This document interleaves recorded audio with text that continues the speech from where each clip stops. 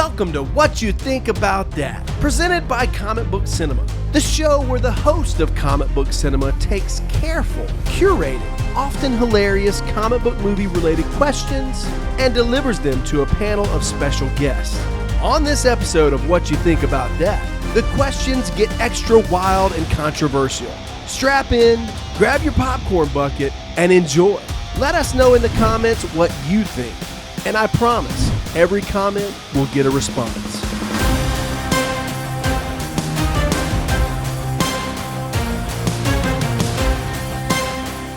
Would you guys think that Josh Brolin would be a good choice for the DCU's new Darkseid? No. It feels like the most lazy, cheap way to try and create this illusion that you're going to get the MCU in the DC. And I don't even know if people want that. Like, I'll be honest, I don't know if that's the right path at all. It also is kind of weird that he's been linked to so many things lately. Like, not only has he already been to superheroes, but he was also linked to the Green Lanterns thing. So if they make him Darkseid, it really just seems like there's no plan. It's just... They're just trying to get him in any role that he'll take. Because it then will seem like he didn't want the Green Lantern role because it wasn't prestigious enough. So then he would only be willing to play Darkseid. And then do you really want him being the villain in DC when he was already Thanos in Marvel? Like, that seems ridiculous. But I could see them doing it just because, like, at the end of the day, then Josh Brolin would be the top tier actor they have in the whole DCU then? Yeah, probably be because everybody else is like B and C list actors. Now that I think about that, I guess you're right. I mean, they got Millie Alcock coming in to play Supergirl. Yeah, but she's only linked to House of the Dragon. Right. That's not really. It's no disrespect, but most of these are like, TV actors, I would agree with you guys. I think it feels lazy. And at this point, I think this is just a rumor, right? I mean, I don't think this has been confirmed by anyone, but I think it is a really lazy choice. Like, oh, well, he was Thanos in the MCU, so why not bring him in as Darkseid? It does feel really lazy. What do you think, Shane? Yeah, okay. So as someone who didn't really know any information about him being Darkseid until you had said that we were going to talk about it, I'm a novice on the subject, but I will say it to me, everybody's asking the question of, will they do this? Would this be something they would do? And then, of course, you've got the people who are like, you'd be a moron if you believed this was a real thing. In my head, I don't really think you'd be a moron at all because we've seen crazier things. In my head, I mean, not to get on a tangent about it, I think that Tony Stark and Dr. Doom, that crossover there to me is ridiculous. So if that can happen in the universe of comic book movies, I could easily see a Brolin being double big bald bad guy. Without a doubt. Look at the frickin' forehead. I mean, that's like a block of wood. Wow. Just changing up his different, obtuse skin color, and bam, he's just the new bad guy to take over the world. He's obviously good at it. We'll give him that. So, I mean, he gets the opportunity to do it again. Cool, I guess. But I think there'd be a lot of people who are really disappointed that they have to share Josh Brolin with the MCU, and it kind of is cheesy, if I'm being honest. Yeah, it just feels too similar. Darkseid is already a villain that's pretty similar to Thanos in a lot of ways. He's kind of like the big bad of the DC world, right? Yeah, I'm definitely not on board with it. I don't know. I'm not feeling it. Seems like we're recycling. I'm not saying he couldn't do it. It would be nice to see somebody come in because the amount of CGI that's going to go into a Darkseid is going to be almost at the same level of Thanos. So now I'm looking at what kind of actor can nail that role besides Brolin. So if he does that, I think he'll be fine. But I know it seems like we're just going from one to another. It's like, oh, this guy played this person in DC. Oh, she played this in Marvel. So it's like this back and forth, hit or miss right now. Will Superman 2025 make over or under 700 million? Now, here's something, if you're not an extreme movie nerd like I am, some people view, especially these big blockbuster movies, that if it doesn't make $1 billion, it's a complete failure. That is BS, unless they just spend an astronomical amount of money. I don't know exactly how much they've spent on this film, but I would say that it's probably fair to be in that 100 to 150 million range, somewhere in that ballpark, maybe. And that's not including marketing and other things like that. If they make, I would say 500-600 million for this movie, that would be a very big win, in my opinion, for the new DCU. The biggest question, though, or in my mind at least, is you take a look at the movies like The Flash, Blue Beetle, some of the recent DCEU releases, and it really showed me and the rest of the world that audiences are kind of over DC at this point. You know, they've, as a general audience, didn't like the DCEU. What do you guys think? Doolies, we'll let you start off. Do you think that the Superman 2025 film will make over or under 700 million? Ooh, that's a good question. With the DCEU, though, I do want to touch on that. Those movies didn't make a lot of money because Warner Brothers clearly stated they were done with the DCEU and that they were restarting it. So like they killed their own franchise. Like they didn't wait until all those movies had released and people had gone to see them to be like, hey, so now we're going to actually restart and reboot the entire thing. They let everyone know ahead of time that like it was done. So people just stopped investing because what's the point of going to the theaters to see movies that aren't going to continue with those characters? With Superman, it's very controversial because Warner Brothers has clearly stated like they don't care about certain parts of their fan base. I do honestly think it actually will make over $700 million because so many people have talked about it that people will want to see how good or bad it is so that they can talk about it on the internet. Because I think that curiosity is a big thing right now for that movie for sure. You could definitely get just like a bump from the fact that it is going to be like a contentious thing to like see, especially just like I think superhero like movies in general are struggling. I think it's not even just DC. I mean, you made a good point about the recent DC films, but even Marvel's not hitting like it used to. Most general audiences just view it as like a block superhero movie type thing, and they're kind of burned out. And so they need something very special to make them think this is going to be different. It's not going to just be more kind of what's Marvel's become, or just like how bad the DCU had, become. If I had to bet though, like I actually had a conversation with a friend yesterday. I said, if I had to bet between like almost no films making over $1 billion next year or like 5+ films making over $1 billion, I'd almost bet like no film. So I think it might just make 700. I think next year's gonna be a bad year for a lot of films, even like Fantastic Four. Sorry, this year. This year. Right. What you think, Shane? A little bit the same. It's funny. I feel like every time that I end up on your show, the conversation somehow deviates into burnout, like a box office, which, I love to, be rude about that sometimes, but I also just the burnout. I think of it like this, like when the Guardians of the Galaxy came out and it was like a whole new spark. Obviously, I guess that was partly James Gunn, talking about him, I guess. But when that movie came out, like gave a whole new spark to the superhero movies because we're like, yo, like this is different. They're like changing it up. And of course, this is like when everything's starting to come together in the movies and stuff. I say all that to say the only way that I see something like that, I don't see this movie doing 700 million. There's no way in my head, not to bury the lead. I don't see it doing that. Just because, it being a little bit different, the movie looks cool. The trailer looks cool, but I don't think it being a little bit different is going to change how many people pull up and go see the movie. I think you're probably going to have great numbers. It's kind of like when you see somebody like, I don't know, pick a music artist who's like, they're an A-tier artist, but they're not like that super tier art, like a Taylor Swift numbers. Like you can't touch those numbers. We'll get to that later, I guess. But to me, like the reason why Endgame and Avengers did as well as they did, in my opinion, is because they brought so many people there and it was a success. How do you get that many? I don't know. I feel like I'm going on a tangent as well, but I just don't see those numbers because the planets aren't aligning. They're not going to align enough for that to happen. I don't know. I could be wrong. I sound like a super negative hater, but $700 million. You 100% do not. You're clearly stating why you're backing up. It's their first step. If we go back to the beginnings of the MCU, they had several films that were making 400 million, 300 million. I think the first Captain America film made like 400 million. So, and that wasn't viewed as a failure at the time. I mean, it all depends on. Yeah. Right. Mm-hmm.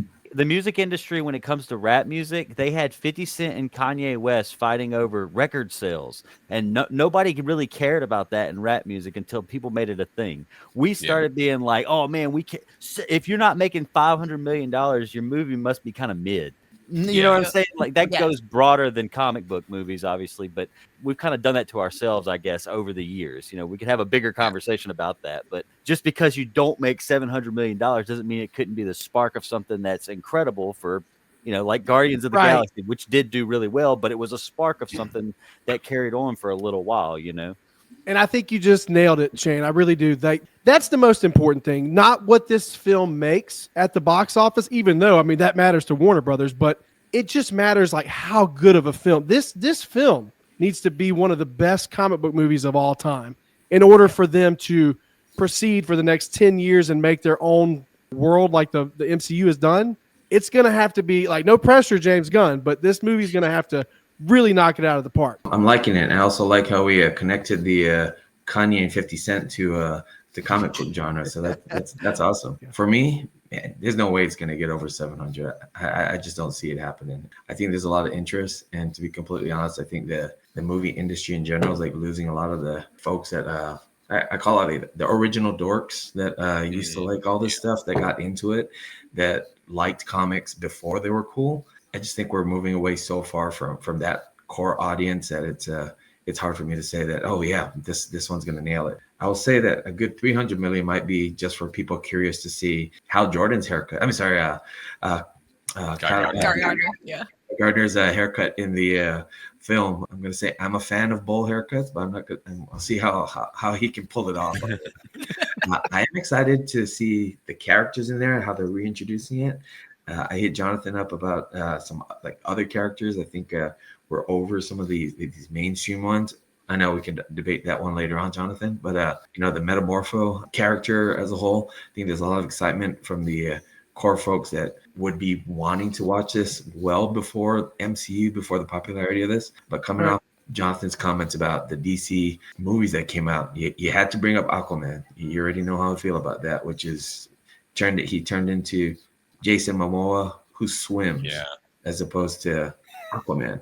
It had nothing to do with hair color or anything else or tattoos. Just it flipped so much on what the purists know for what it could be and what we've gotten in the past. So, and that's one thing that I think that James Gunn is aware of, and he sees that, and I think that he's going to be very faithful to the source material. We can see just from this trailer, there's a lot. I mean, Mr. Terrific's in there. Crypto, he's bringing back Crypto, which I have mixed feelings about that. I think it could be cheesy, but the more and more I see reactions to Crypto being in the film and, how everyone else feels about it, it makes me be a little more optimistic. Well, if I could say also, this is one of the things I was going to point out almost as a negative thing, but I don't mean it as a negative thing. It's just, it sounds negative, but kids typically, it seems right now, there's not a bunch of them that are just really want to be Superman. You know what I'm saying? And that does drive a lot with the box office when you can get the heat.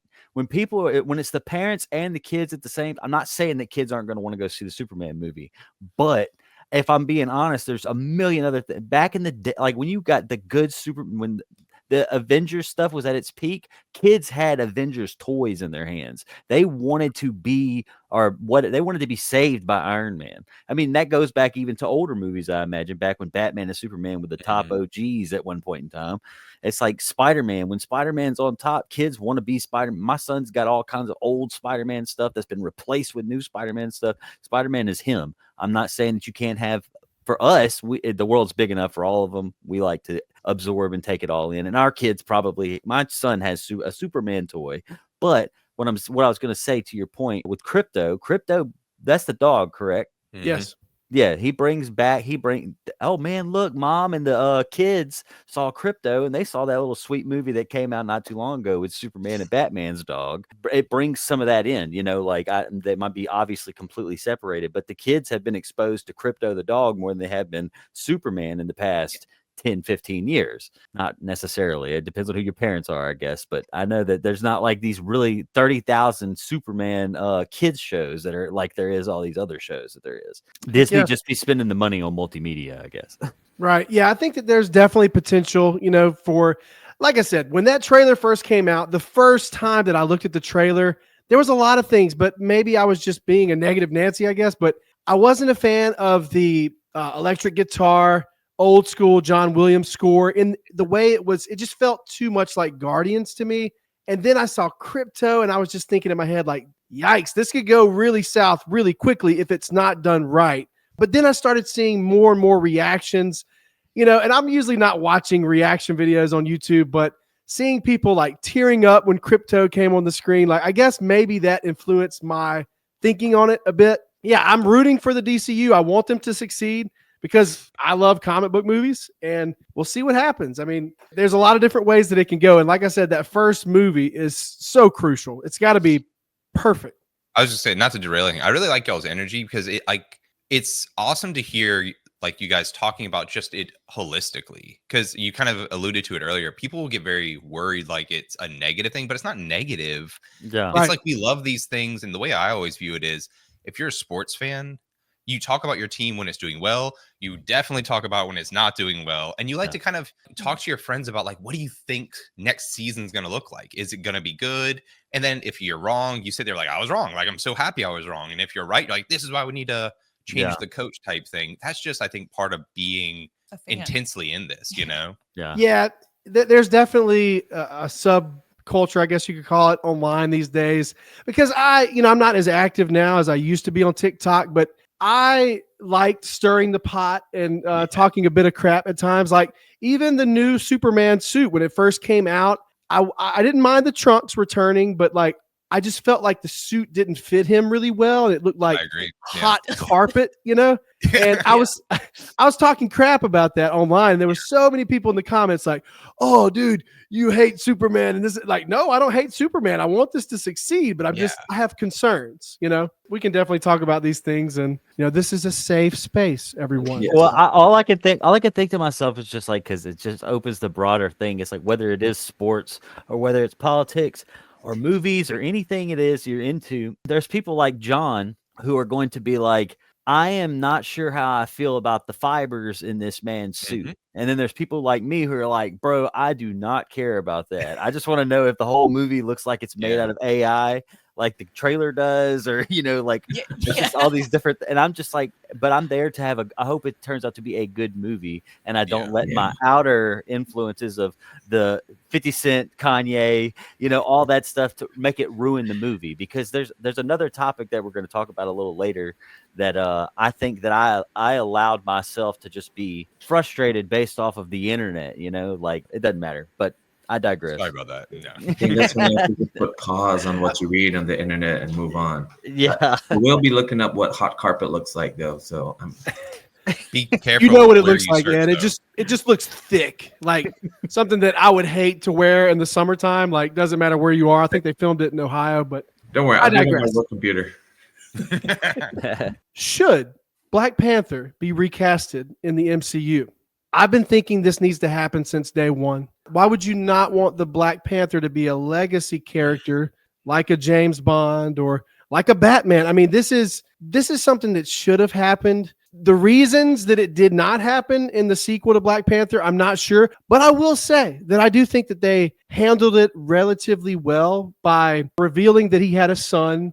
And it's an easier way for them to kind of transition and recast. That's kind of my thoughts. I think that they're going to take that son that they introduced in the Black Panther 2 film and say, oh, he's grown up now. He's 18 and this is Black Panther. Or who knows, maybe they could use the multiverse as some type of device to age him up a lot to 30.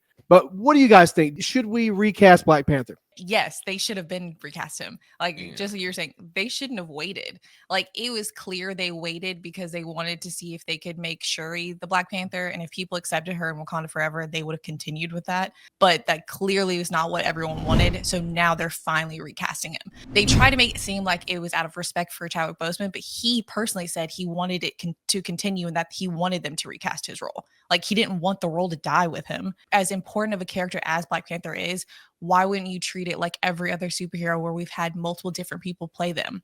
We've had multiple different actors play Spider-Man, Superman. We're now about to have someone else be Captain America. It shouldn't just be one actor who plays Black Panther. I think the son is an easy win. Some people were saying, yeah, like with the multiverse, they're going to try and get someone else.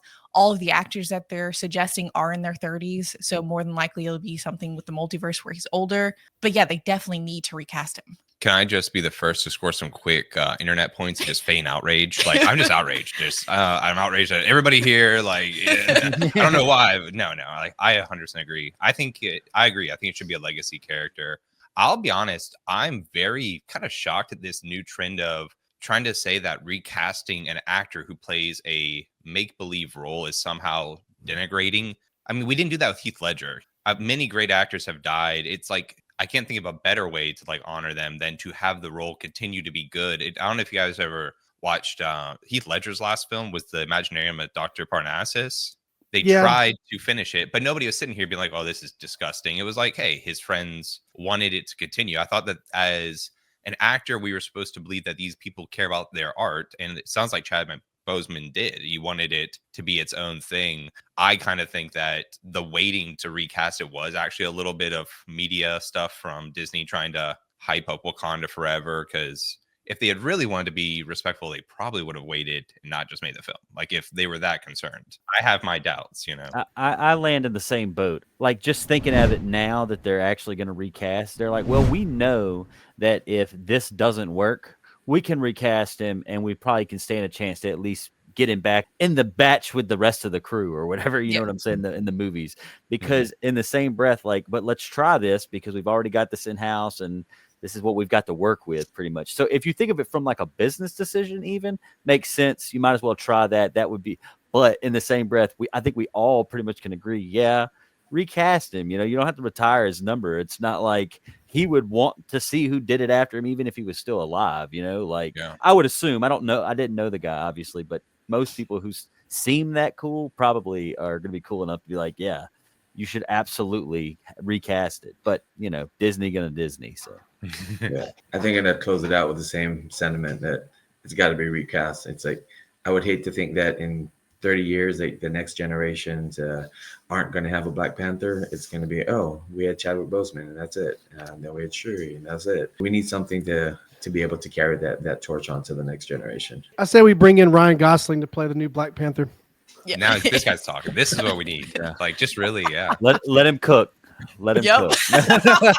Perfect for everything. Can I just say that, like, for whoever comes in next, I hope they don't, because, like, obviously, you know, I love Christopher Reeve as Superman, but I do feel that every Superman after him has almost been like unfairly judged. It's just like not Christopher Reeve. I hope that whoever comes in replace, you know, Black Panther isn't met with that level of, well, he's not Chadwick. It's like not gonna be, you know. It's right. And just let him play the role. And if he does a good job, he does a good job. If he doesn't, but don't like have it be about this comparison. And that's inevitable, though. I hate to say it, but it is. And we all do it. We're all guilty of this. Even me at times. Like Henry Cavill, this is unpopular, but Henry Cavill probably will forever remain my favorite Superman of all time. Yes. But, yes. Yeah. You know, I think it's mainly... Yeah, my wife's too. My wife's too. I think it's mainly due to the generation that I'm in. And I feel like that plays a large part. Like if you ask my dad, who's 60 plus, he's going to be like, oh, Adam West was the best Batman, you know, or you catch him on the right day. He might say Michael Keaton, but that's as new or modern as he's going to go. So I think that also plays a part too, like what generation you're from, who your favorite Batman or Superman is. But it's inevitable. But yes, I hope that, like you're saying, that he doesn't get judged too harshly because of what came before. This is actually a comment. I posted a meme on Instagram. You guys can follow us on Instagram, by the way. We're at Real Comic Book Cinema. I'm actually going to share this meme on the screen. I thought it was a hilarious meme, okay? It says, Harry Osborn's first look in your friendly neighborhood Spider-Man. And it's got a picture of... I legit saw that. Oh, my gosh. There was a comment on that picture, and I'm going to share it here, and we're going to all respond to it. Why are people so mad about race change of Harry Osborn in the animated Spider series? That comes to us from Mad Dog 4891. When it comes to race change for characters, we've seen that a lot, especially in the past decade or more. I mean, it's been going on for a really long time in the comic book movie world.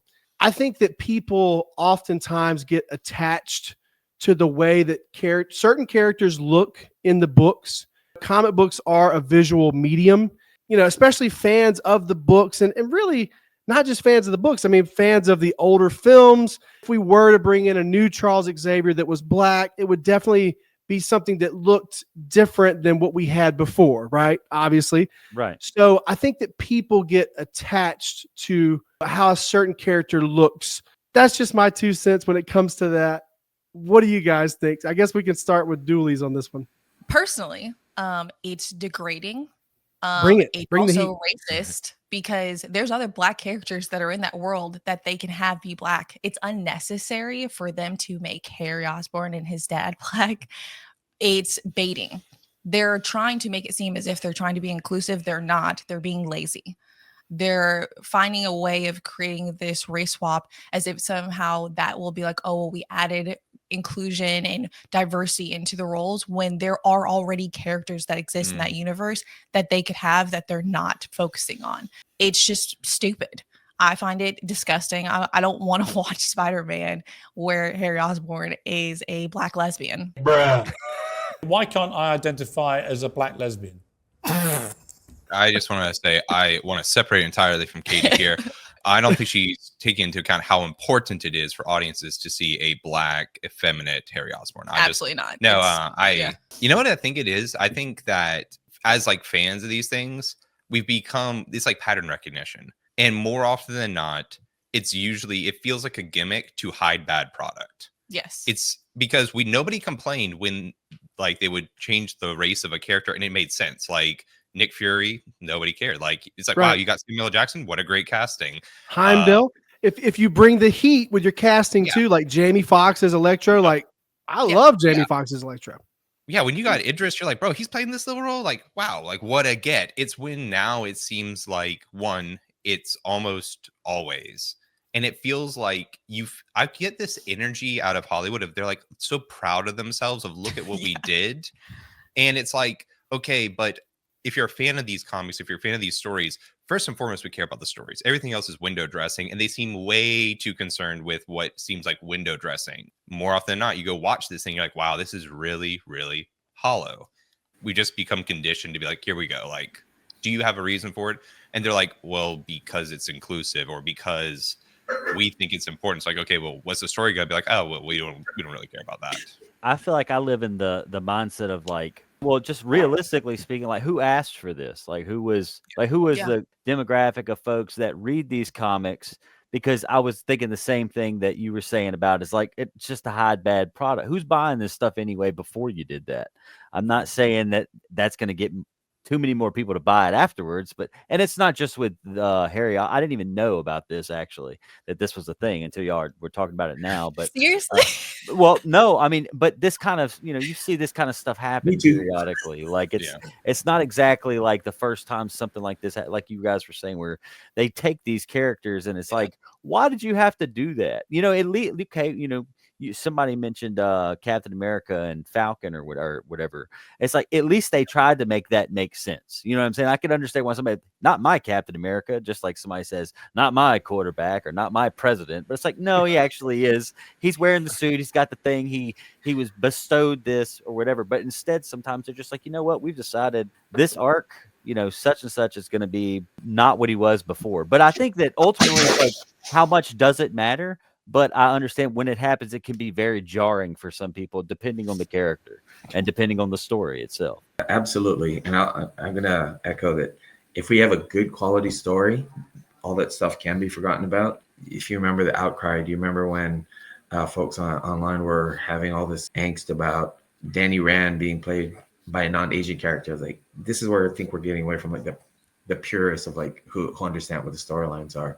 Right. I will say that I did not know about the Osborns and the effeminate aspects of Harry, but at least for me, going back to like the comics, if I remember how Norman Osborn's hair was drawn, waves. Yeah. Yes. I was like, it's hard for me to see a white guy like having that hairstyle drawn that way, but changing it does seem lazy. Not my Captain America though is not based on anything race related, just a change to for me it's all related to an average dude could handle the mantle just as well as a dude with super serum. Oh yeah, separate conversation. But good point. That's a big thing too. The Captain America movie. That movie, speaking of which, has spent a ton of money. I think they're flirting with $450 million that they've spent on the film with reshoots and everything, which is totally insane. Oh no. They've made two whole films now. Apparently they've gone back to the drawing board a lot on that movie. Yeah. Which is a great point. Like, because people try and make it like it's, again, do I doubt that there are people who don't want to see Falcon? And I think that's also because people love Steve Rogers. I am Steve Rogers. It's like, it's hard to come after Steve Rogers, but also just as a neutral, when you hear 450 million, 4 rounds of reshoots, especially after, I don't know how you felt about Craven, but it was a very similar, like, just kind of, wow, things sound bad. You start to be like, this sounds kind of like a mess. But then there are people like, well, don't say that. That you gotta trust the process. I'm like, well, they don't trust the process. They've had 4 rounds of reshoots. I hear the same thing. It's like, trust the process. Yeah, let's go back 3 times, 4 times and make it right. And trying to mirror. Yes, it is hard to follow in the footsteps of Steve Rogers. But, after Falcon and Winter Soldier, the series, and seeing, like, I was like, oh, I keep going to the scene of when Steve Rogers was lapping the Falcon while they're doing laps around the reflection. On your left. See, on your left. The whole time, I'm like, so Sam was, granted, he was a paratrooper. He was able to operate the equipment and whatnot, but he was never top tier. He wasn't like an Olympic caliber athlete. He wasn't anything but, oh yeah, you trained really hard for 2 days in Louisiana. You can handle the shield just like Cap. That's where it breaks my heart. Louisiana's hot, Ed. It's very hot down there. Man, I feel bad. Anthony Mackie, you are mid at life. You will never be the man. Here, like a rap battle though. Oh my gosh. He did get beat by Slim Shady in the rap battle, so there's that. I always forget about that. What's the matter, dog? You in Paris? This guy's a gangster? His real name's Clarence. Favorite pre-Blade superhero film? Any superhero film. Yeah, any superhero film before Blade, before 99. Okay. I'm going to toss an easy one. Superman 2. Just love how it came out. Again, outside of the purists, the folks who attended Comic-Con before it was cool, knowing who Zod was and the Kneel Before Zod comment and all that, it was nice to see Christopher Reeve take on the 3 baddies. It was level setting for me. Pre-Blade. Very unique for the time, for sure. Absolutely. What you think, Shane? Old school. I feel like you could probably guess mine. I feel like I've talked about it every time I've ever been on this show, but mine's Batman Forever. Because that was pre-Blade. And I mean, hey, it was such an easy one for me to say. I was like, wait, hold on. That's before Blade. Boom. That's my movie. Baby, I can pay you to a kiss from a rose on the grave. I was watching that music video yesterday. That was the movie for me. I mean, that was the one that put me on. I've talked about it on this show before, but we had like a whole Batman episode, and I was talking about how like George Clooney was the man for me as Batman, and it's like it's crazy getting older. I'm like, he was not the man at all, but like you were biased because you grew up in that era. Absolutely. And apparently he's back. Yeah, apparently we saw that movie, the Flash. Yeah, bat nipples and all. We saw it. What do you guys think, Doolies? In all honesty, I haven't watched a lot of movies pre-Blade. Yeah, I didn't think about that, but you guys might not have been born yet. I think Blade would have been like the oldest one I've probably watched. Wow. It's available on VHS if you want it. Yeah. So, right. Did you guys ever see the old school Superman or Michael Keaton Batman? I was about to say, for me, it's Michael Keaton's Batman. When I was a little kid watching, obviously I didn't get to see it in theaters, but I thought that was the coolest thing, the sleeping upside down, even though it's like, it's kind of goofy. I was just, and then the way Gotham was, it was just both of them, to be honest. Dan DeVito's Penguin, like still, disgusting. Listen, man, don't get us started on Danny DeVito. I'm telling you, I've talked about it. I have talked about it at work. I was terrified. I used to cry myself to sleep thinking about Danny DeVito's Penguin. He's horrific. Gross. But yeah, so both of those films, I mean, I used to like tuck a blanket in my back of my collar when I was like 5 and be running around. I love those films. I was so stupid, but I thought you were still talking about Danny DeVito. I thought you were going to say you tucked your blanket into your booty crack. Yeah. It's hard to pick between the Christopher Reeve Superman films and the Michael Keaton Batman films. I loved them both equally. I think I'm going to give the slight edge to Superman. I've always been a slightly more, I guess, optimistic person than most. And most people don't like Superman over Batman, but I've always loved Superman. And you guys are probably, I don't even want to say this film, but a guilty pleasure of mine when I was growing up was Superman 4, The Quest for Peace. It's probably virtually hated by everyone, but I got to interview Mark Pillow, the guy that played the primary villain in the film, Nuclear Man, on this channel about a year and a half ago. It's just always held a special place in my heart. I always thought that Nuclear Man looked so cool. The way his costume was, he was like a mirror image almost of Superman, but like everything was black and he had like slicky leather and everything. Like I said, I know that's probably not the popular choice, but that's my choice. Superman 4. I love that point though, by the way, because I think that's like a testament to a real fan is you can admit the film's maybe not great, but still love it. And I think for a lot of people, they're like, but you're saying it's not a good film. It's like, but I love it. Like those things aren't it's not a scale. Right. Yeah, it's good to me. I mean, I've always loved that movie. It's held a special place in my heart, I'll say. Okay, here's a shot out of a cannon. Oprah, Barbara Walters, your wife. You gotta one, marry one, kill one. Go. This is probably definitely one that someone might bow out of here, but gosh, I hope my parents aren't watching. F, kill, Mary. So we're going to go Helen Slater, Supergirl, Sasha Kal-El, Supergirl, the newest iteration of Supergirl from the Flash film that Shane and I went to go see in theaters about 1.5 years ago. Or Melissa Benoist. I don't know how you pronounce her last name. I'll start off and say that growing up, this is another film that I watched a lot. My mom had a recorded copy on VHS of the old school 1984 Supergirl, Helen Slater. That's probably the one that I would marry in this scenario. I had a crush on her growing up. I think she's a very beautiful Supergirl. So that's the marry for me. Sorry, Sasha Kal-El, or Calais, however you pronounce your name. A beautiful woman, very beautiful woman, but I think that's going to be the one that I kill in this scenario. And and then Melissa, that's probably the one that, you guys, once again, I hope my parents aren't watching. What do you think, Shane? What's the Helen lady's name? Helen Slater. Helen Slater. Okay, hang on. I've almost got this locked in. I just need to see. Into the creek. Oh, okay. Wise man looking at photos before you commit to the response. Oh yeah. If I'm gonna get in trouble, if I'm gonna get looking at photos too here. I have to say, if I'm gonna get in trouble for this, I need to at least be confident in my choices. So, what are the options? Date, marry, F, kill, marry. Okay, F, kill, marry. Man, who's got to die? I guess honestly, dang, I hate to say it, Melissa's got to go. So she's getting killing Melissa. Yeah, I would marry Helen, and yeah.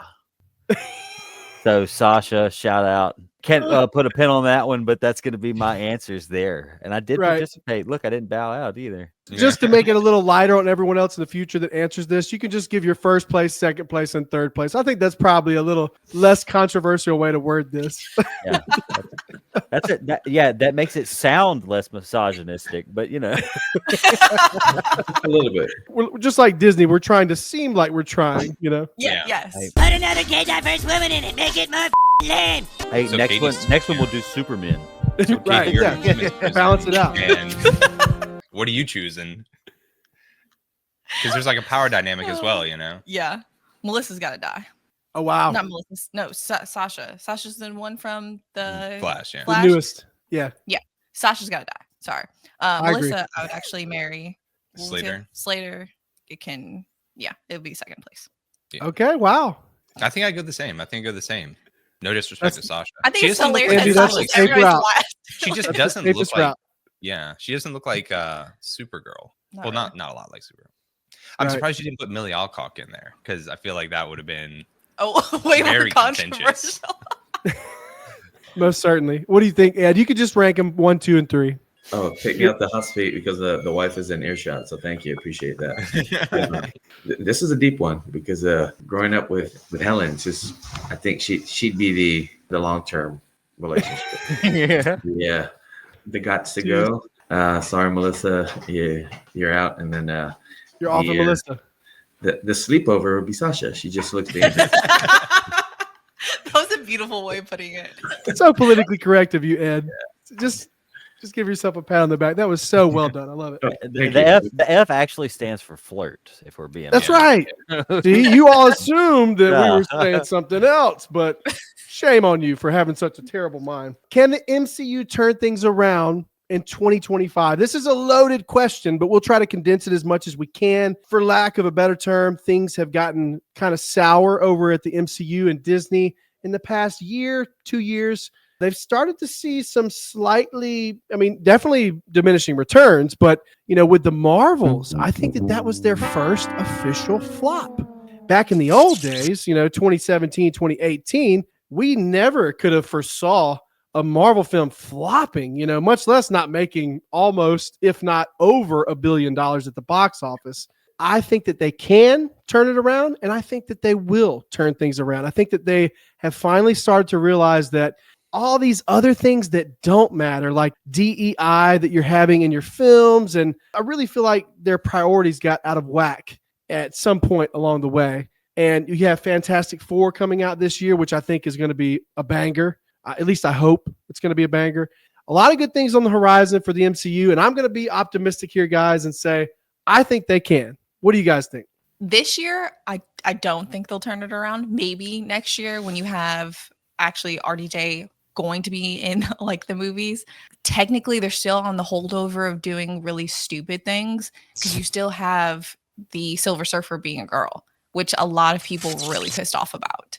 Captain America is going to tank, especially with how much money they've spent on it. And people are already irritated with there's a leak that the way because he doesn't have the super serum, the way he's a better Captain America is because he's super intelligent. But emotional intelligence, not smart, but he's emotionally he can intelligent. read other people's emotions, which is a joke. I don't see this year being really good for them with their superhero movies. I think next year will be, just because people actually want to see Robert Downey Jr. Whether or not he's going to be Iron Man, they're just happy that he's going to be Dr. Doom. And then the Russo brothers generally make really good movies. I want it to be good. I really want a good Fantastic Four film, but I'm not crazy optimistic because I think that when Captain America 4 comes out, I think it's going to tank so bad that this whole year is just going to have the stink of death on it. I think to general audiences, when Captain America 4 comes out and they're going to have headlines being the biggest flop in history, they lost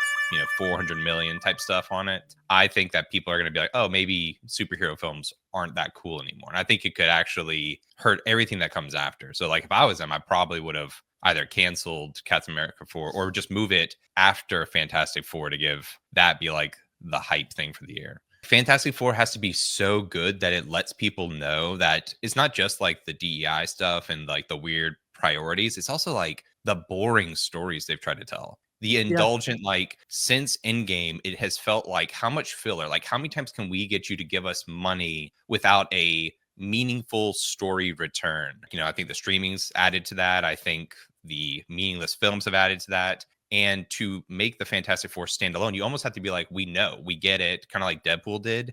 But I don't think they're going to do that because they want it to be part of the MCU. You'd almost have to sacrifice a lot of what came before and start fresh. I don't know if they're willing to do that. That's spot on. I think what needs to happen, and quite frankly, I don't think it can, and this is their own fault, but we all participated in it. What they need to do is not make anything for 5 years. They should just stop, and they should be like, you know what? We're not doing anything. Well, I mean, obviously, put out your little kid shows and your behind the scenes and all your Disney Plus, contract stuff or whatever, but just stop. Whether you plan to continue where you left off or whether you plan to do something totally different, just quit, because we're right around the corner from X-Men season or a couple of years or whatever that may be. If that comes and that flops, at that point, I would just encourage Disney to sell Marvel. Get rid of all the stuff, because they would never do it though. That was one of the questions I was going to ask earlier is, do you guys think that would happen? But in reality, I can think to myself, it's that will go sit in the paper that says we own this will sit in a vault somewhere and rot away before anybody else ever owns that. But in my head, I get so frustrated. Yes, the burnout, like we was talking about earlier, and we talk about a lot. And it's in the video games world for a long time, there was a conversation about the console wars. And it was this thing that just loomed over everything. And in my head, the burnout is what it is with the superheroes. It looms over for years and years. We're fighting this thing. And the only way I can think for it to be fixed is if they just stop, just quit. And I don't mean quit. I mean, take a deep breath, regroup, because you've been doing this constantly and y'all but it's money. Everything comes back to money, the blessing and the curse of everything. They can't stop it. There's no way they can stop the machine now, because if they do, you put somebody on too high of a contract. When you put them on stage, they got to get paid the big bucks. And if they're not bringing in the big bucks, then what are you going to do? I'm trying to be optimistic, but it's very cautious and being optimistic. But that's coming from a person who just loves seeing the content out there. But it's having to redeem yourselves after mediocre at best 2024. It's if I had to ask this group, if you could think of one success from MCU in 2024, I'd have trouble throwing something out. Say, yeah, that nailed it. And with Captain America, yes, I'm excited about Red Hulk, about the content and storyline. I'm hoping it hits the mark. But I also think there's a bit of pandering, the photo of Anthony Mackie getting hit in the shield by the Red Hulk to mirror what Captain America did in the comic. I'm okay, no super soldier serum, and might have an amped up suit. Maybe he does have emotional intelligence to be in touch with the feelings of Red Hulk, but that's not something that you think of. Like, Yeah. What do you think those feelings are? Do you think he's angry? Going back to Dooley's comment earlier, where he talked about like when you're carrying around your action figures, and it's like, yeah, how'd you beat the bad guy? I talked him through his emotional drama when he was 12. I am also hoping that the Thing wears pants in this iteration of the Fantastic Four. The last one was hard to get through, so again, cautiously optimistic. Do I think they're going to hit the mark? I'm actually for him not having pants, but I want to not have pants, and also I want to see the Rock ding-a-ling just swinging the whole time, kind of like Watchmen, but with the thing. That's the thing, the Rock thing. Yeah, it's just a rock. It's just a rock, man. It's the Rock. Yeah, some pebbles. If you smell what the Rock is cooking. I did want to have one last little comment on that, though. I kind of compare it to like back in the day on MySpace when you were like, we played music. You message somebody and you'd be like, "Hey, man, we're having a concert in a couple of days here." At first, people are like, "Yo, thank you." And you could do that to like 20 people, and 20 people see it.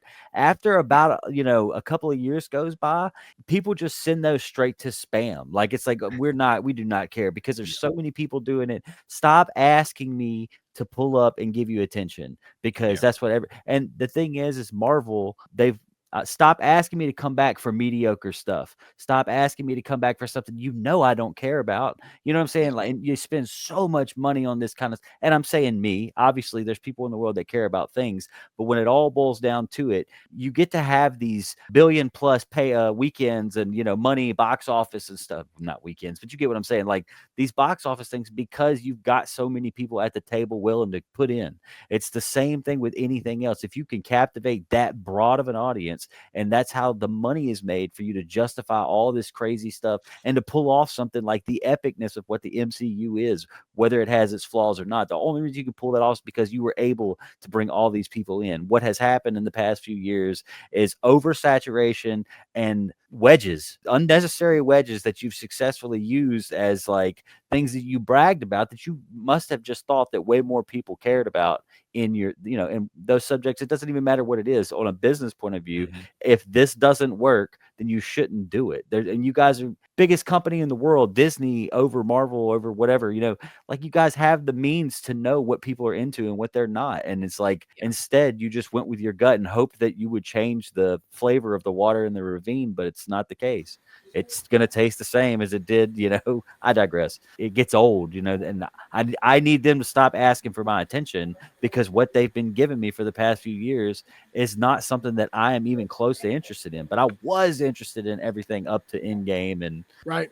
And if you ask anyone that's not in our little bubble, that is always the same. Like anytime I go to town to get my hair cut or go grocery shopping or whatever, and I talk to somebody about Marvel and DC movies, what they almost always say is, "Oh yeah, I used to be really big into those, but after Endgame, I was done." Yeah. That's almost everyone feels that way. So Marvel really needs to do something in a big way to get that audience back. And Shane, it's a crazy thing that you said, but it might be true. At least maybe wait a couple years to let, that absence allow the heart to grow fonder of what's not there anymore.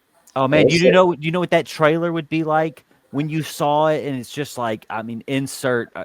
I don't even care if it's Tom Holland's Spider-Man, like after 4 years or 5 years or, whatever, insert some arbitrary number of time. And it just, you see that trailer and you're like, oh my God, like they didn't warn us on Instagram. They didn't warn us on no TV show or nothing like that. Just out of nowhere, that first trailer that shows up and you've got Wolverine and something to do with Spider-Man, like, let's go. You know what I'm saying? But right now, if you do that to me, I'm like, I really think you're just trying to keep me from like writing you off entirely. You know what I'm saying? That's what like the pressure release valve that was Deadpool 3. You know what I'm saying? They allowed that to happen because they know they've got nothing else that could possibly come as close to that as possible. Great leverage by whoever's behind Deadpool and making all that happen. But you guys literally need us to keep it, people showing up at the box office. We've been talking about both DC and now Marvel casting their big bads. What do you guys think about, because this is a rumor that's been floating for a while now, I would say several months at least. What do you guys think about The Rock as Apocalypse? Do you smell what The Rock is cooking? Here's how I feel about it. I don't think that The Rock is a thespian actor by any stretch of the means. For a role like this, why are you trying to cast someone who's, large like The Rock? He's a mountain of a man, but you really don't need to have a mountain of a man in a role like this because you can just use CGI, special effects, things like that. So it's just an odd decision for me. I know The Rock has done some, in his earlier career, there was a few films that he came out with that he showed a little bit more range. But, somewhere along 2013, 2014, he just started popping up in the same exact role every single movie, every single time. I'm trying not to be too negative because I do think The Rock has talent, but he's by no means a Leonardo DiCaprio or a Michael Shannon. He's just, he's The Rock. What do you guys think?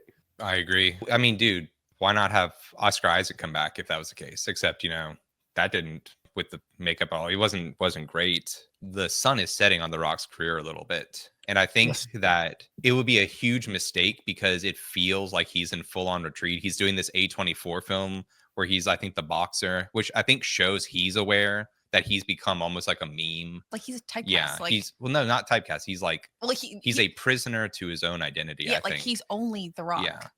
The Rock is The Rock. He'll never pretend to be anyone else anymore. I haven't seen him play a role in the last. But you don't just see it's The Rock. Yeah. And I think that'd be a huge mistake. I mean, kind of like you were talking about earlier, I don't think it was good bringing RDJ back to be Doom. I think that that's a huge mistake. I think it shows a huge lack of confidence and just this desperation to bring normies back because they like Robert Downey Jr. because he's... Well, and they recognize him. And again, we talked about with like Roland being Darkseid. We need new actors. It feels like this churning of the same couple actors in superhero roles. One, not to be ageist, but they're all getting older. Like all these guys are 50 plus almost. Secondly, I don't think The Rock has the draw that maybe people thought they did with that key demo. I think it would just be a huge misstep. I think it's insulting. I think it's insulting whenever they do that with the characters and they're like, yeah, well, we realized that the franchise dropped by 1 billion% after RDJ was gone. So you know what? We're just going to give him whatever he wants. I don't care about how much they're paying him necessarily. We'll care whenever those box office numbers come out.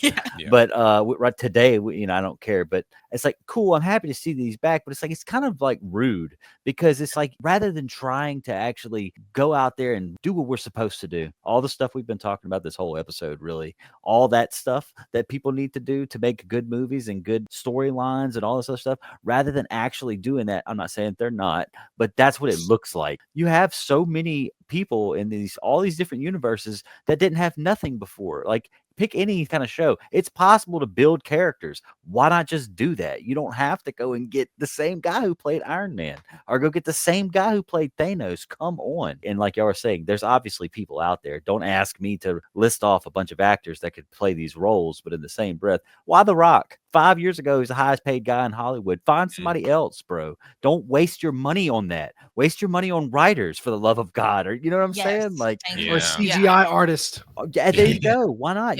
Avatar is under the same roof as these movies all are, right? Somehow there's people working on the same movies. At one point in time, Avatar spent the most money on all the CGI and all that other stuff. Why can't Marvel do that now? You guys can get the awards for being some groundbreaking CGI innovation stuff. Spend that money on that. We don't need The Rock for anything. I don't have a problem with The Rock ultimately. I'm really just sounding like a hater again. No, I'm just joking.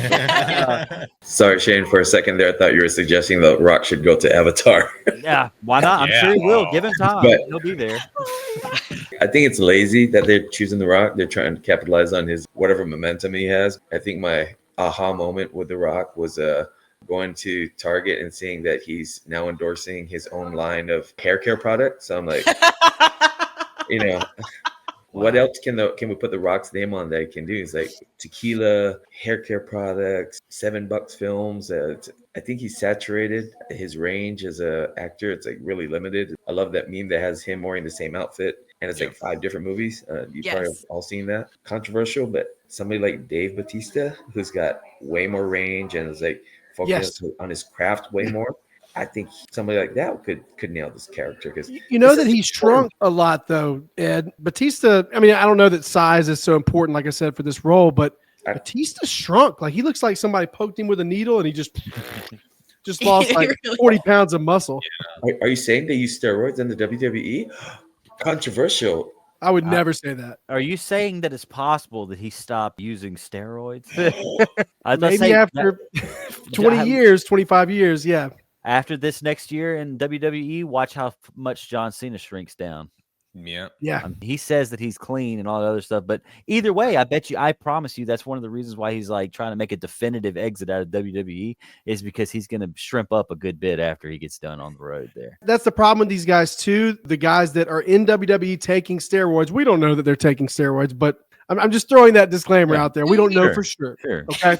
When they make their name and their image off their body, they have to maintain that image, especially a guy like Dave Bautista in the role of Drax, John Cena in the role of Peacemaker. He's going to be playing Peacemaker for several years now. So it's interesting. And now that Dave has finally found the opportunity to deflate a bit, maybe he can find a role in the DCEU where he doesn't have to be so large. And I think that's a good thing. I mean, that's, it's probably not healthy to maintain that physique and body, in your 50s and 60s. Who's more tolerable, Taylor Swift or Brie Larson?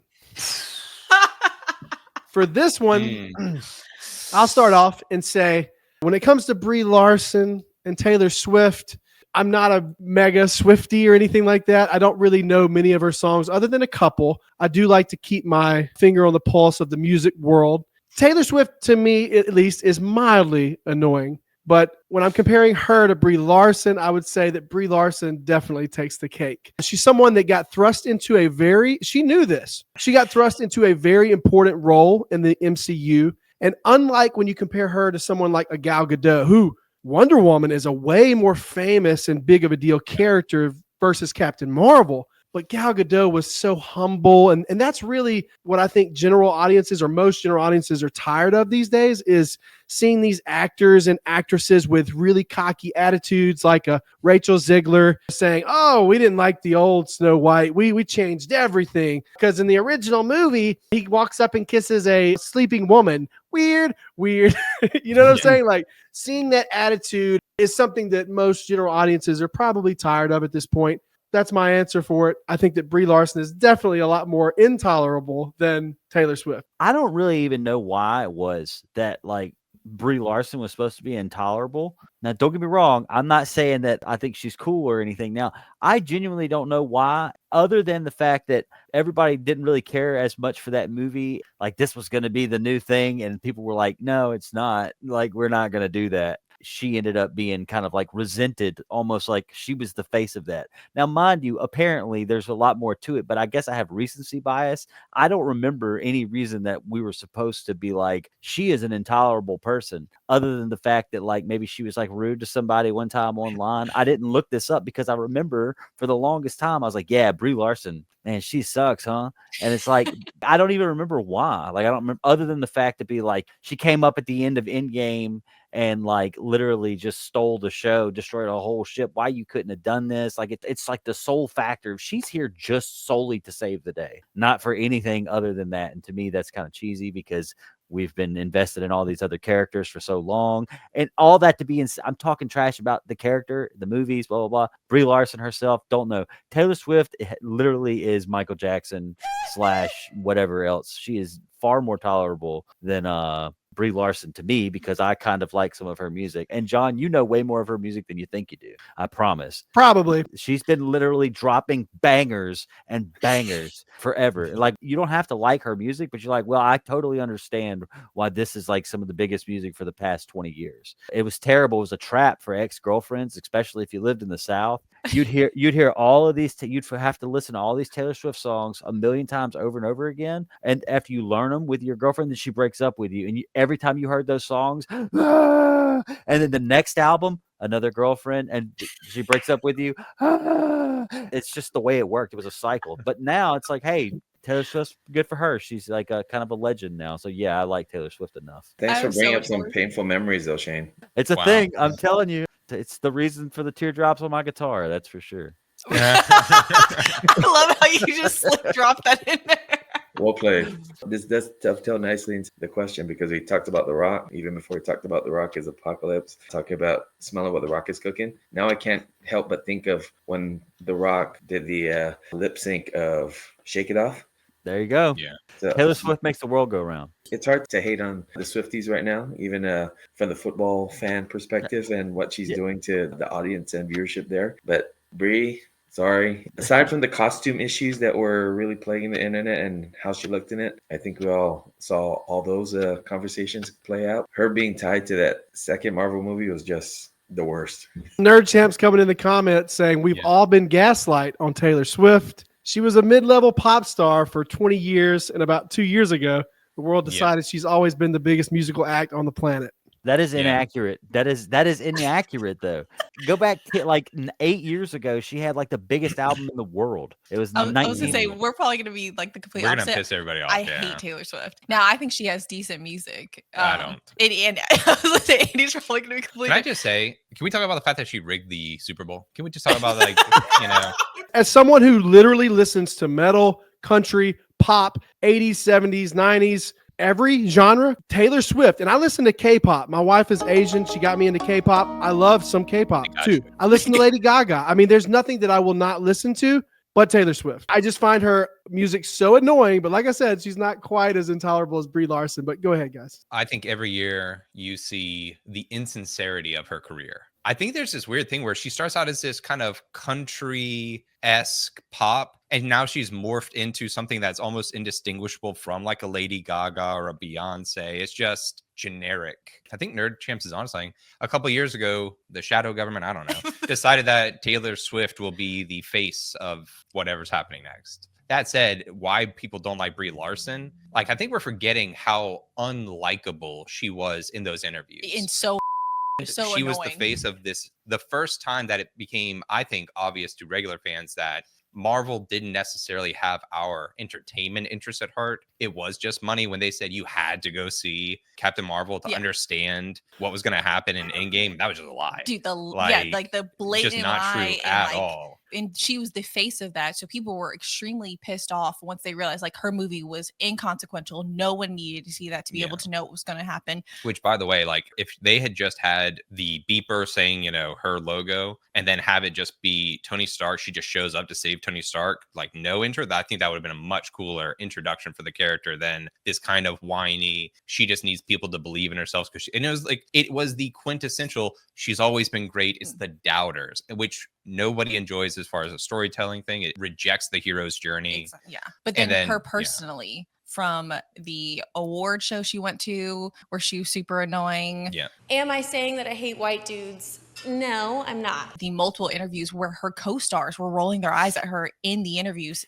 Like she was intolerable. Right, guys? Yeah. Isn't it fun being there for all my extra takes? Right. I did my stunts because I thought that that's what everyone did. And then... Tom Cruise, I mean. No, I'll be the first me, not the next Tom Cruise. Thank you very much. Wow. And I don't know if it was the direction of Disney for her to start spouting like some of the nonsense because she had never done that stuff in the past. I don't know if that's just she decided to take that platform because she was in front of so many people to start saying those things because she's won an Oscar. The lady didn't need to come into the MCU to become big. Like she is a good actress. I don't understand why there was like this huge change because she's become less annoying. I feel like now that she's doing other roles. I want to call this comment out because I'm not sure myself, but I am about to find out right now who the more popular artist is, Katy Perry, Beyonce, or Taylor Swift. Here we go. Taylor Swift has 94.5 monthly listeners on Spotify, okay? Nerd Champs is wrong.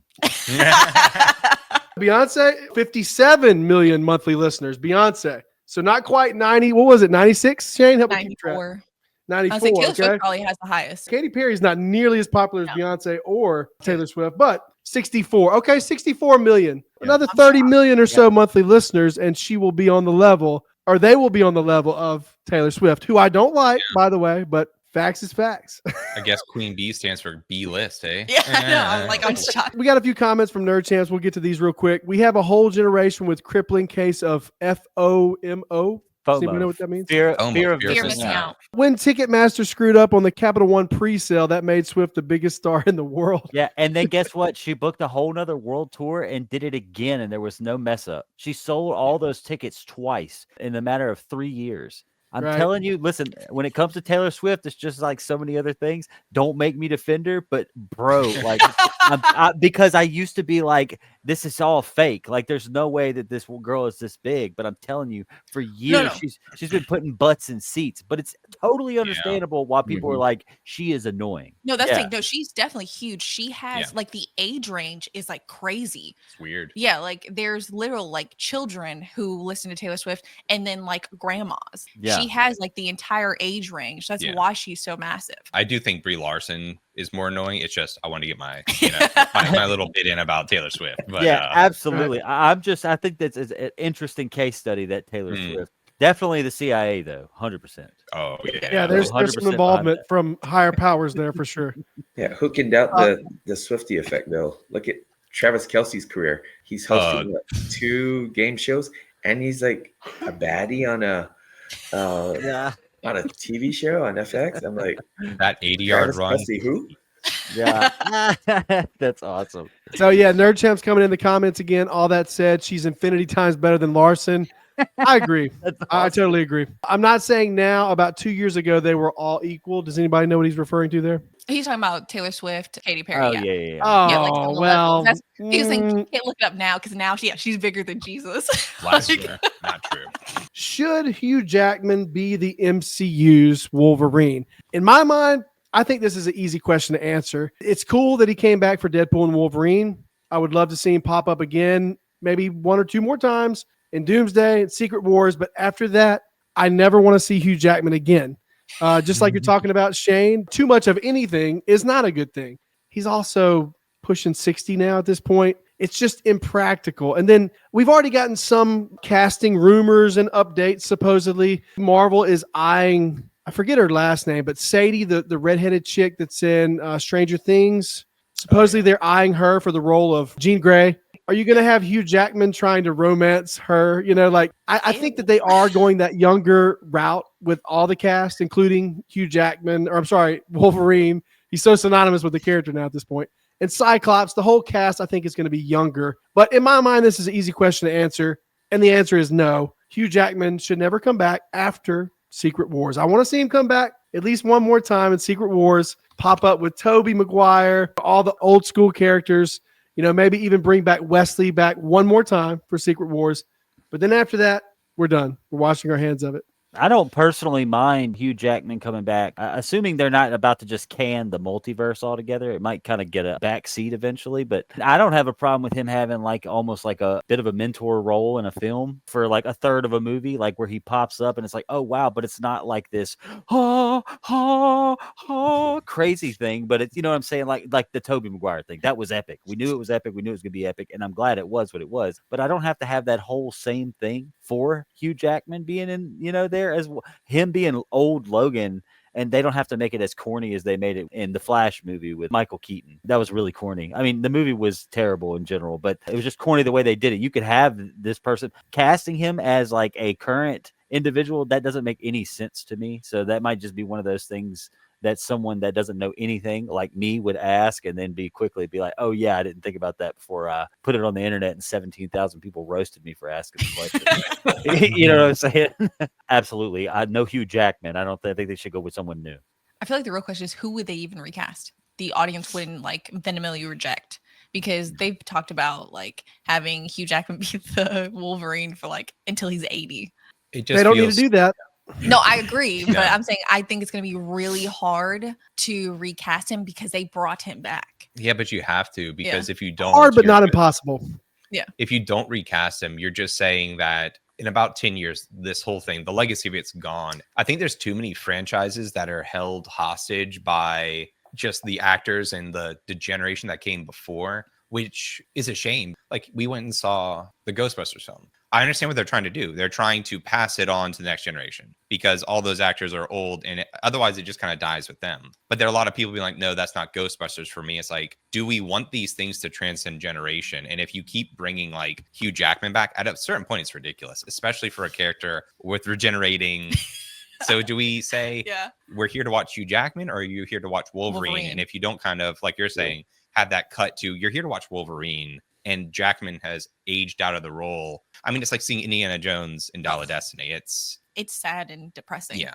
Maybe we just need to get Hugh Jackman on Paul Rudd's makeup regimen so he doesn't age. Or drinking the same baby's blood that Paul Rudd apparently About to drinks. say It that. then Like, drunk. I didn't know if I could say it, but yeah. What's Tom Cruise putting in his coffee? Yeah. We're going to have to, you know. I would hate to think that we're not going to get a decent Wolverine on screen after Hugh Jackman hits the point where he can't get HR buff and stuff anymore. We're stuck with Old Man Wolverine as a standard. It's going to have to. And I think the one that I was most impressed with was the lead for the King's. Kingsman? Yes, that one. Oh, yeah. Kieran Egan? Yes, there's opportunities there, but I don't think that he's going to be in it much longer. Maybe a couple of cameos, but long term, we need to turn the page. Nerd Champs with a comment here. All versions must eventually be rebooted. Unfortunately, they usually insist on ruining the current version before they give up and reboot. You either die a hero or live long enough to see yourself become the villain. I think that there's a lot of trueness to that. I'm not saying I agree with the fans that booed Hogan that came out last Monday night, but perfect example, right?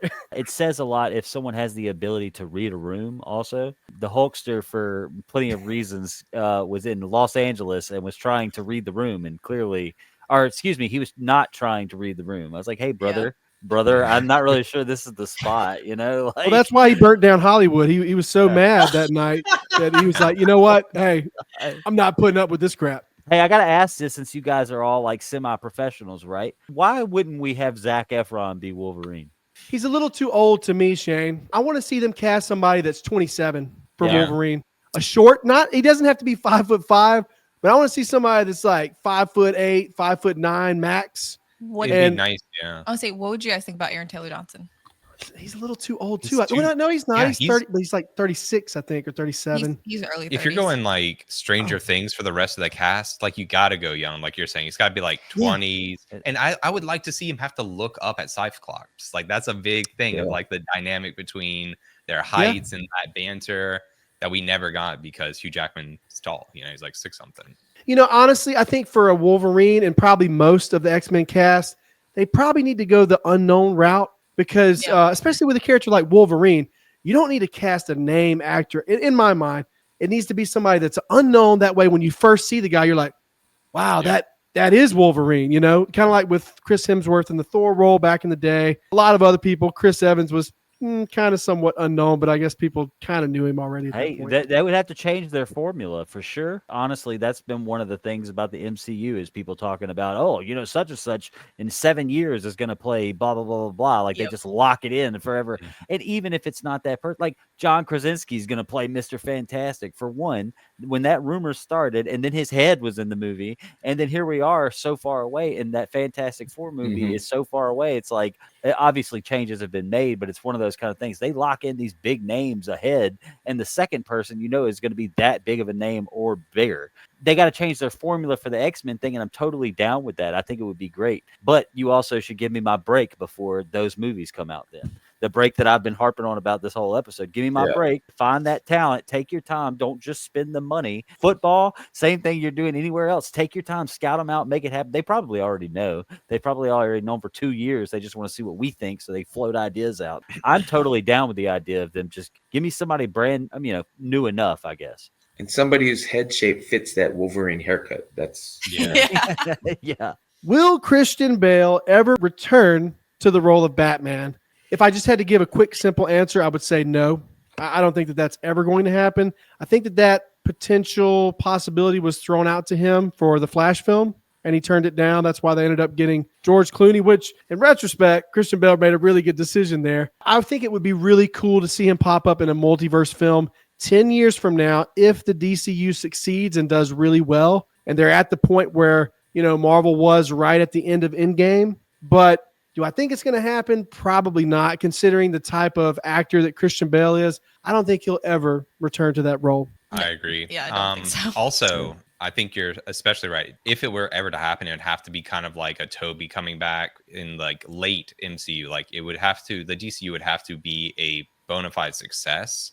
Yes. Because like right now, I think Warner Brothers is struggling with narrative. They made up in their mind that there's a lot of things that they've done wrong, but that they needed to go much more MCU, right? And that's what people wanted: bright, shiny, more humorous superheroes. And so they've tried to replicate what the MCU's got. Then the Penguin just crushes it. that's all downwind from The Dark Knight. If you were to introduce Christian Bale's Batman, like if they were to do something crazy, like, hey, wouldn't he be great to bring back for the Brave and the Bold as an older, you're just begging for people to compare it to other stuff. And I also think he doesn't want to come back for that. Yeah, and I don't think he would. Like, although he wasn't Thor. So, I mean. So this is my vow. Oh gods will die. Sometimes these actors are doing things that would surprise you. I feel like there used to be a time where most of these people in Hollywood wouldn't go near some of these opportunities in the MCU because they'd be like, I'm not going to get involved. Like, that's kind of cheesy. And then eventually there was a time where they're like, how in the world do I end up in these last two movies? You know what I'm saying? Like, how do I get in on this? Like, I want to be in the MCU now. You know, everybody's like, well, you know, I'm not going to fight for the position, but I'd really love to be, blah, blah, you know, that kind of stuff. And it's like, I think right now, DCU's probably like, you know, this might not go as well as it could, you know, and Christian Bale is absolutely one of those guys that's not going to go near that. Even if it starts doing good, we might not ever get that opportunity. Whether we want it or the fans want it or it's deserved, it's the right time, he probably will never do that, knowing the kind of fella he seems to be. Not to claim to know him, but the little bit that we could gather, he's probably like, oh, there's some real philosophical reason as to why he probably wouldn't want to do that. I concur with everybody. I don't think he's coming back, you know, unless he's in a pinch and might need a rapid infusion of a big payday. Yeah. I think the next version of him as Batman's not happening. From what I've seen him talk about the role, he's never really said that even if the right story came across for me to review that he'd consider it. It was like, that's in the rearview mirror and he's looking ahead now. Do you guys think this is a little bit off topic, but do you guys think that second Joker movie ruined our chances of a Mr. Freeze origins story? Can we sing about that and have a dance battle? I think it messed up a lot of stuff, actually. Like, I think next year you're going to see the damage that film did to DC. Because, again, you know, whenever we talk about Warner Brothers and DC, people always want to talk about the Snyder fans, but it's also the Todd Phillips fans are now pissed. You know, most of them did not feel represented. The, you know, fans of Superman and Lois are not happy that their show was canceled. And I think it was just yet another nail that Warner Brothers like, hey, this thing that you really liked that we somehow stumbled into being a success, we just took a blowtorch to. Yeah. Well, let's not get too carried away with Superman and Lois. I mean, if we really look at the numbers of that show, they aren't busting the box office wide open. But those people it is a good show, though. It's solid. Yeah. For me, as a Superman fan, lifelong Superman fan, the best version of Doomsday came from that show. Well, don't talk about it because I haven't seen season 3 yet, but I want to see it. I'm only 2 seasons into that. I started it about a year ago. A lot of people really loved the most recent season, and it was doing better than a lot of shows that should have been doing better, like ratings wise. It's nothing to like see. Like, there's a decent amount of people who watch like CW type shows. So there are people that wanted the CW Flash to replace Ezra Miller. Like you were talking about, DC fans are a completely different animal. They like what they like, and there's not a whole lot of convincing them, even if it's just a 5% here, 10% here type thing. Yeah, it's definitely lower than 10%. But I think that at that point, anybody, or they wanted anyone to come in and replace Ezra Miller as the Flash, just because of the things that he had done, and wild individual there. Hey, if you get bored, you should follow up on some of those stories. They've evolved. They have. Yeah. Nothing as chaotic as the origination of these stories, but they've just evolved. They continue to unravel and re-ravel, and there's just interesting aspects to it.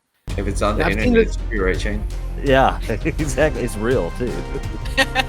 That concludes this episode of What You Think About That. If you stuck around this long, thank you so much for joining us on this crazy ride. If you give this video a like, it really helps the channel out a whole bunch. Hit me in the comments. I love conversations with fellow nerds about comic book movies. Until next time, have a good one.